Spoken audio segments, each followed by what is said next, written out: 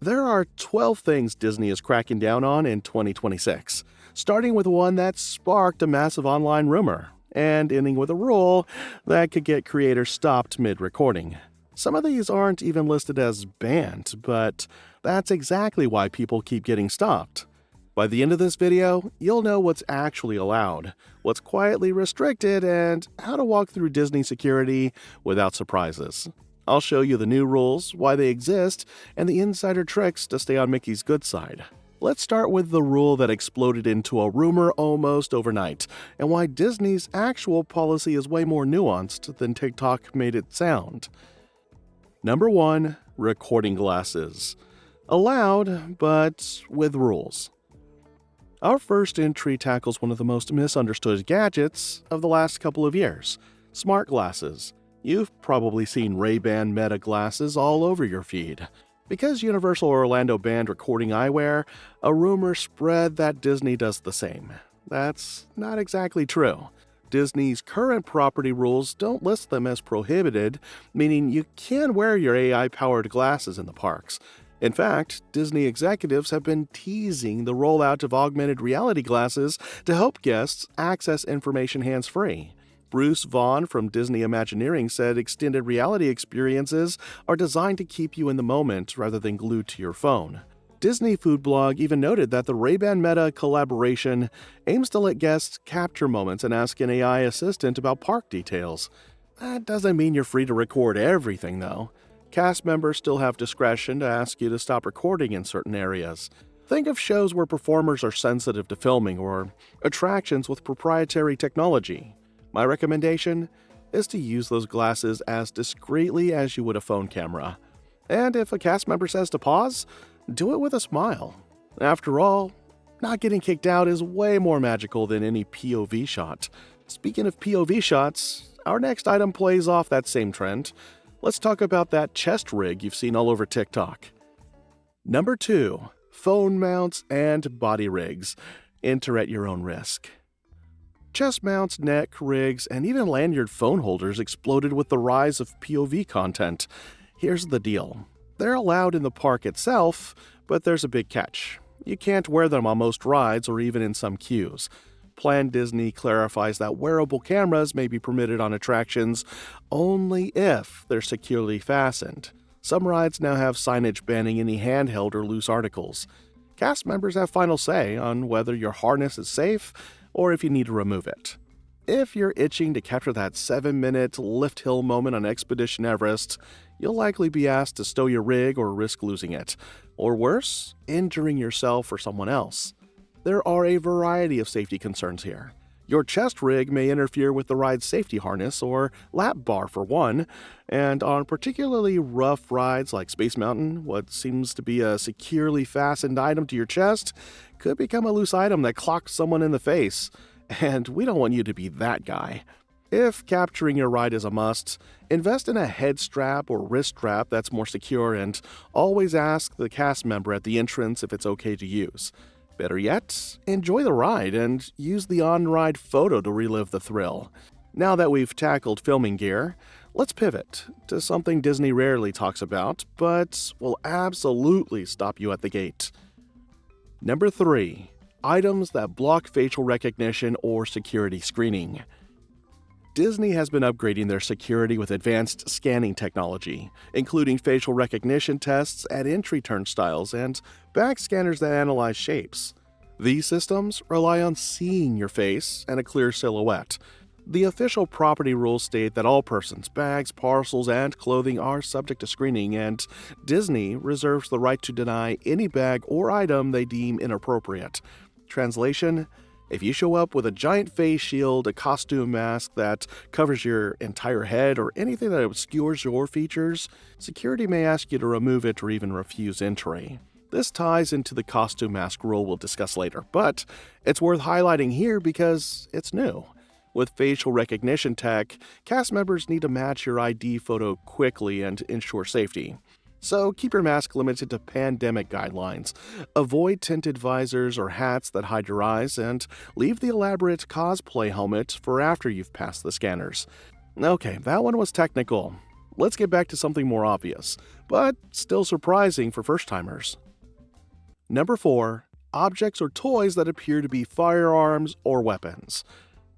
We all know real weapons aren't allowed, but Disney even bans toys that look like weapons. The property rules explicitly prohibit objects or toys that appear to be firearms or weapons. That includes plastic pistols, Nerf blasters, realistic lightsabers, or cosplay accessories that mimic guns. It doesn't matter if it has an orange tip. If it could be mistaken by another guest or security, it stays home. This policy makes sense when you consider how many young kids and international visitors may not understand that your Star Wars blaster is fake. And us Americans, well, we have a reputation. So, to keep the immersive experience safe and friendly, Disney goes the extra mile. Fun fact, at Star Wars Galaxy Edge, you can buy a legacy lightsaber at Savi's workshop, but even those look more like glowing rods than weapons. Anything resembling a blaster pistol or rifle won't be sold or allowed inside. If your rule-abiding costume needs a prop, opt for foam wands, plush swords, or a character-themed accessory that clearly looks like a toy. So, your bag is packed and you've left the band props at home. You're good to go, right? Wrong, because even a simple wardrobe choice could end your park day before it starts. Now, let's shift from props to what you put on your body. Believe it or not, your outfit can get you turned away, and we're not talking about Crocs with socks. Number 5. Clothing that drags on the ground and mandatory shoes and shirts.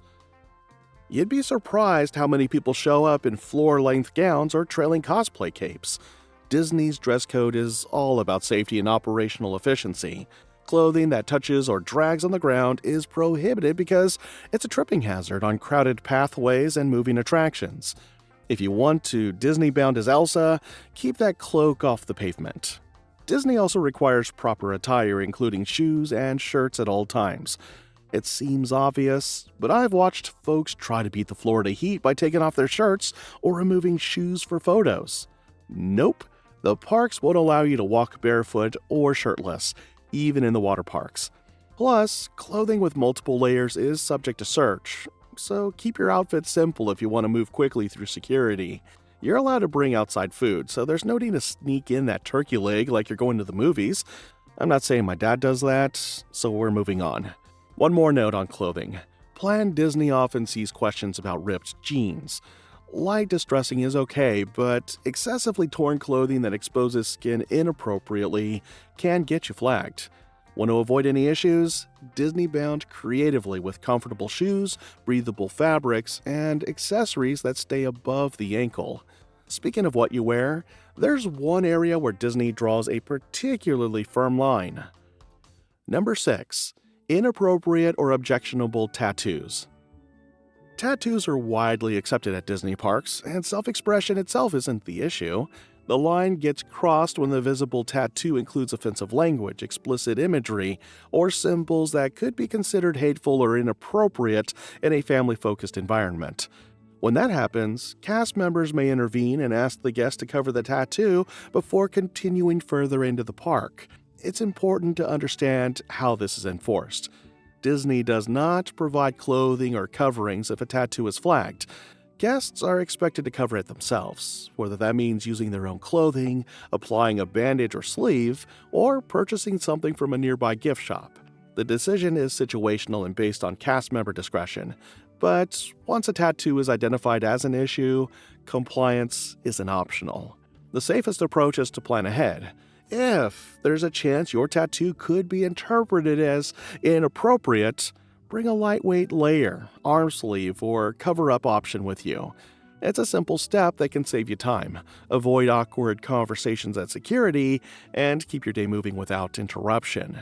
Tattoos aside, there's another appearance-related rule that causes even more confusion, especially every October.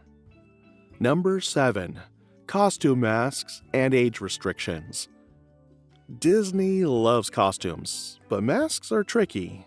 According to the official event guidelines, costume masks may not be worn by any guests age 14 or older unless required for medical reasons. When masks are worn by younger guests, they must not cover the entire face and must provide unobstructed peripheral vision. Wow! With openings that allow the eyes to be fully seen. Translation: if your 7-year-old wants to be Spider-Man, choose a half mask or face paint. Full latex helmets are a no-go. Besides, Spider-Man doesn't have a latex helmet, right? This rule ties back to safety, vision, and yes, facial recognition systems. Disney wants to ensure children can see around them and that security can see them.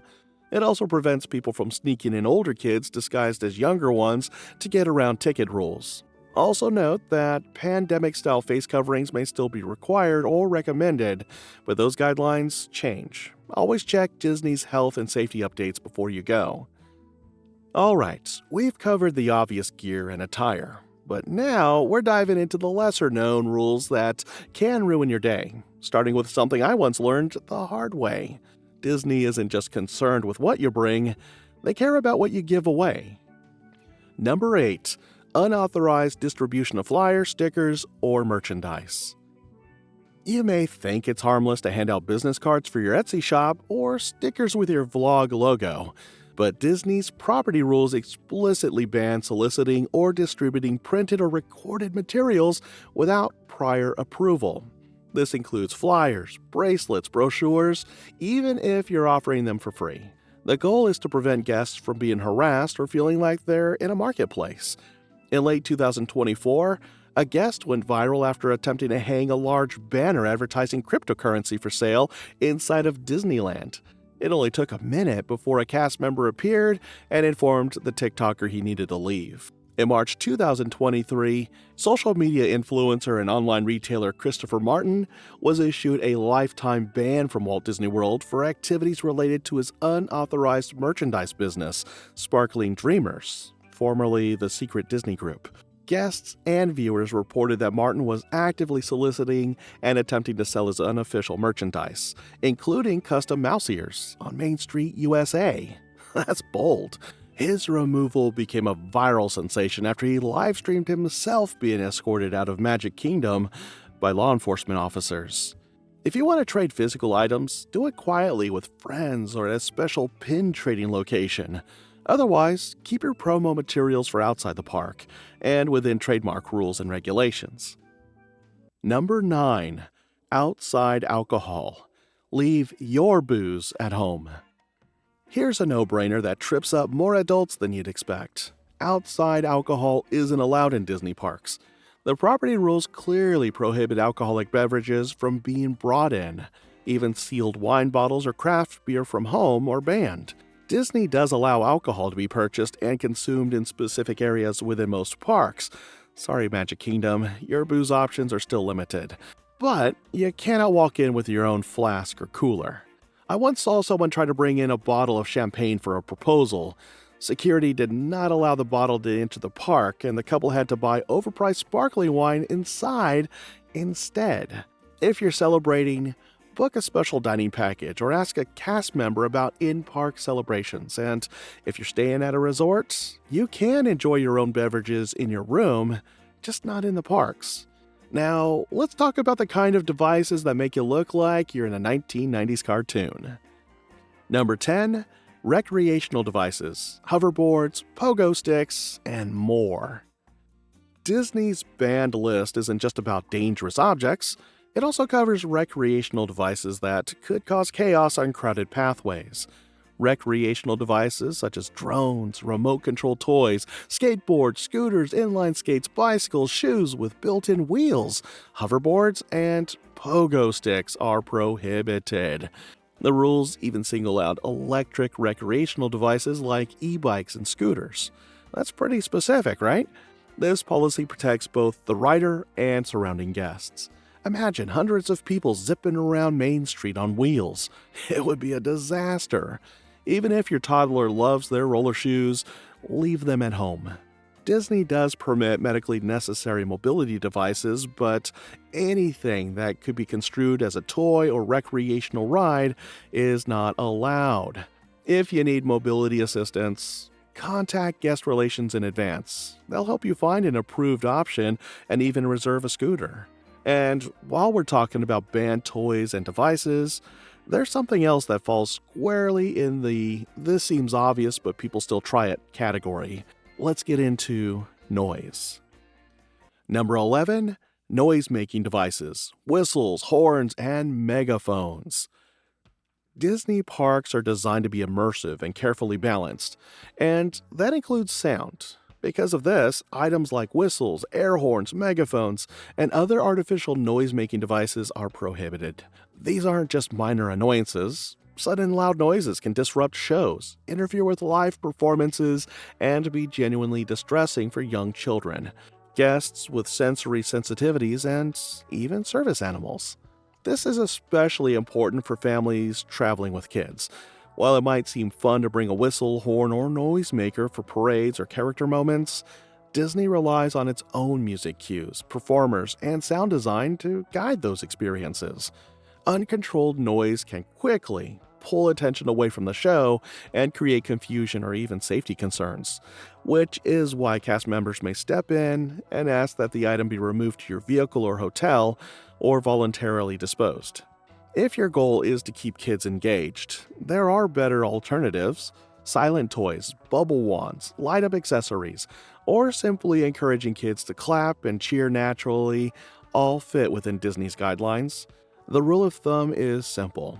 If an item is designed to amplify sound or create sudden noise, it doesn't belong in the parks. And with that in mind, here's one of the most surprising bans, one that's often overlooked by content creators and families alike. Number 12. Unauthorized commercial filming. Know before you shoot. This one hits close to home, especially if you love creating Disney content as much as we do. Disney explicitly bans equipment used for unauthorized photography, videotaping, recording, broadcast, or transmission of any kind for commercial purposes. In other words, you can't film ads, sponsorships, or brand content without permission. Remember that Christopher Martin story we shared earlier? If you plan to record a monetized vlog or promotional video inside the park, you technically need Disney's approval. Why the strictness? When content creation exploded, some guests turned the parks into sets. Disney wants to ensure their brand integrity and control over commercial messages. That doesn't mean you can't vlog your vacation. Personal documentation is fine. But if you're being paid by a sponsor or selling a product, ask for permission beforehand. And if you decide to ignore this, be prepared for security to stop you. Disney updates policies constantly, and many of these bans are the result of new technology and changing guest behaviors. If you're planning a trip a few months or even weeks from now, always double-check the official party rules. Don't rely on outdated blogs or rumors. Even well-meaning friends can be wrong. I make it a habit to look at the rules the week before my trip, and again the night before. Things like stroller sizes, costume guidelines, or bag restrictions can change overnight, and you don't want a surprise at the turnstiles. From techie smart glasses and chest rigs to alcohol and pogo sticks, these rules are designed to keep the park safe and magical for everyone. Hopefully, you've picked up a few insider tips to avoid headaches and maybe even save some money. Now, I want to hear from you. Which of these surprised you the most? And have you ever been caught breaking a park rule? Share your story in the comments. If you enjoyed hanging out, please like this video, share it with your favorite Disney buddy, and subscribe for more park secrets every week. And if you're hungry for more, go ahead and click the next video on your screen. We've got a deep dive into hidden Mickeys you'll want to check out. Your adventure is just beginning.